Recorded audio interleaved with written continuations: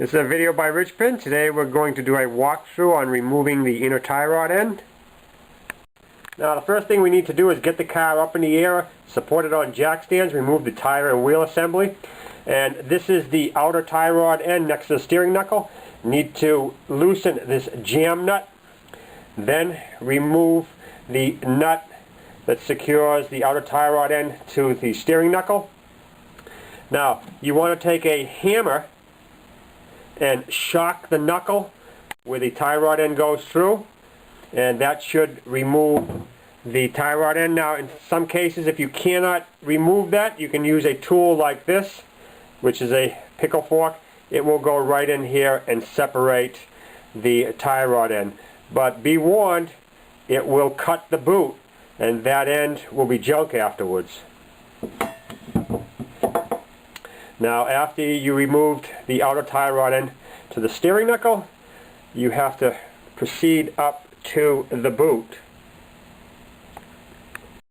Now all boots will have some sort of clamp that will secure them on both ends. This one happens to be a wire type clamp, so we'll just get in there and remove that clamp. And this other end has a band type clamp, and you can just get underneath the clamp here and just pry that clamp out.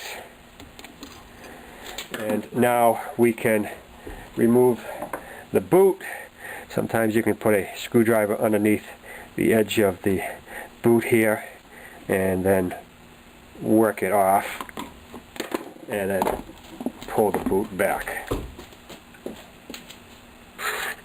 This is the part of the inner tie rod end that wears out. Is right in this ball and socket area.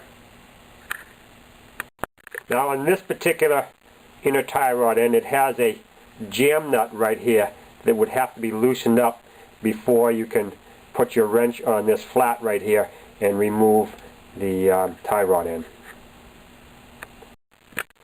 Now here is an inner tie rod end without the jam nut.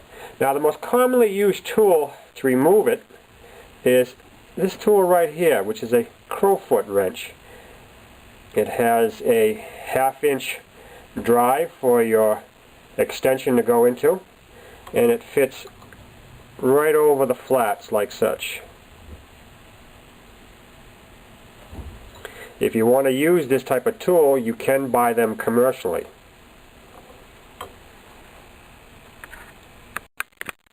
Now here's the tool we're going to be using.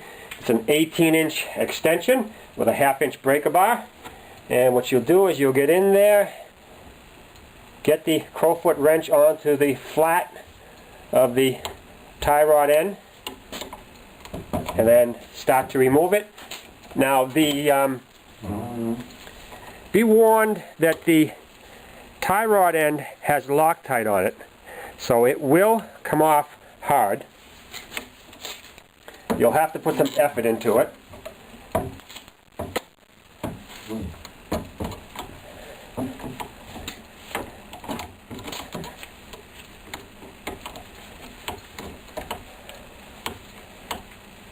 And the threads are quite long, and there it is.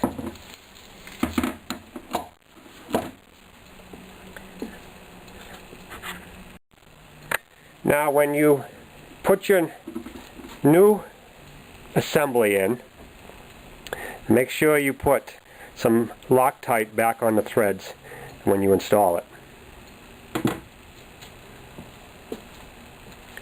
And that's all there is to removing the inner tie rod end.